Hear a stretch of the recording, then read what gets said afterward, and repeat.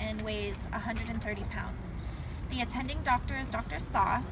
He's a full code, MPO diet, no isolation, and no AccuChecks. The patient's diagnosis is Hodgkin's lymphoma, with a past history of surgery and appendectomy. Other than that, pretty healthy. So he has a saline lock on his right antecubital, size 18, and his vital signs this morning were 101.1 for temp, heart rate 68, respiratory rate 18, BP 120/50, and SpO2 95 on room air. And he's just in a little bit of pain, mostly because he's just uncomfortable due to the fever. So pain 3. What's the level? Oh, level 3. What is the pain level that he can manage? He said he's comfortable at that, and I also administered some medication to lower his fever right now, just a few minutes ago. So what was the fever? What was the temperature? 101.1. 101.1. Okay. So here's the background on this patient. He came into the ER last night, or I'm sorry, this morning, because he's had, for the past 2 months, he said he's had on and off flu-like symptoms, fevers here and there, and he noticed enlargement of his lymph nodes in the cervical, axillary, and inguinal areas. He says that the lymph nodes are not painful. They're slightly movable.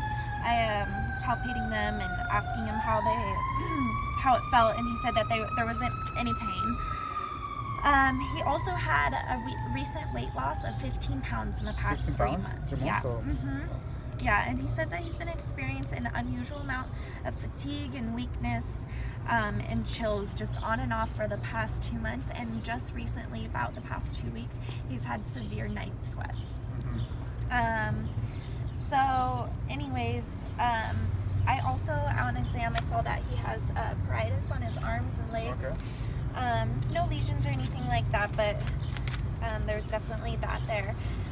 His lab values all look pretty good, except that he does look like his H&H are low. It's 10 and 30. When was that? They were drawn today. Today? Okay. Yeah, when he got here. So his H&H are kind of low. So anyways, on my physical assessment, I'm just going to go through and tell you what I got. So his mood was calm and cooperative.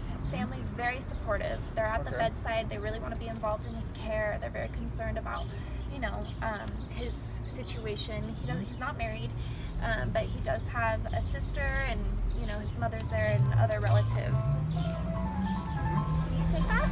Yeah. Okay. So anyways, like I said, on the skin, there's the pruritus. No scars other than the one for the appendectomy, and skin looks good, no cyanosis. It's pale, or no paleness. It's pink, warm. His mouth is a little bit dry. I think just he's a little dehydrated from the fever and stuff. So I'm encouraging him to drink lots of fluids, and waiting to see what the doctor wants to do. So we might have to do some IV, right? We might have to order some IV fluids. Yeah, I talked to the doctor, so hopefully he'll get an order in there soon. And we'll see. But the skin is slightly jaundiced, in my opinion. You might want to take a second look and see what you think. But turgor's okay. No pressure ulcers, no edema, alert and oriented ×4. Features are symmetrical, negative Babinski. Grips are equal and both strong on both sides. No pronator drift. Pedal pushes are good. His eyes are equal and reactive to light.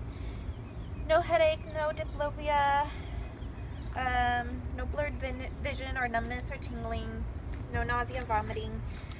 Heart sounded good, although I did forget to mention, he said that he has been experiencing, like, feeling like his heart racing on and off for the past 2 months as well, and including and all those other things I told you earlier. Capillary feels good, negative Holman sign. Pulses, radial, both good. Pedal pulses as well, +3. No chest pain, no palpitations. as of now, but he did, like I said, have the racing heart. The racing heart? Okay. Mm-hmm. Any medications for the racing heart? Like in the... No, the doctor hasn't ordered anything right yet. No. So the doctor's just gonna probably go through that stuff with him. Anyways, so lung sounds stridor. He is a little bit short of breath and does have the cough, like I said. In his stomach, the abdomen is soft, non-distended, no pains. Bowel sounds are normal active. His last BM was yesterday, and there was not, I did not palpate the spleen. I didn't feel a palpable spleen. So negative for diarrhea, nausea, vomiting, constipation, and pain. He has not voided since he's gotten here yet, but I did ask him about his urine, and he said that he has noticed it is a little bit on the orangey side, so I think that's also a lot to do with his, what's going on with his dehydration. But anyways, that's about it. Other than that, he's just concerned about where he's at right now and kind of wants some more answers and some more teaching on the disease since it's newly diagnosed. So for now, we're just gonna have some infection control just for prevention, and we're gonna review the orders with the doctor. Okay, that might be something you want to talk to him about. Yeah, we're gonna check with the doctor. Okay, great. Thank you. Alright, so for Mr. JB, he had a PET and a CT scan done, which was suspicious for lymphoma. He had a excisional lymph node biopsy done, which did confirm stage 1 Hodgkin's lymphoma.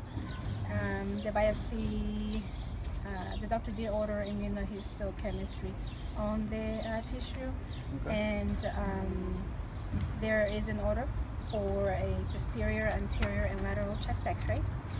The doctor wants an HIV test to be done, to rule that out.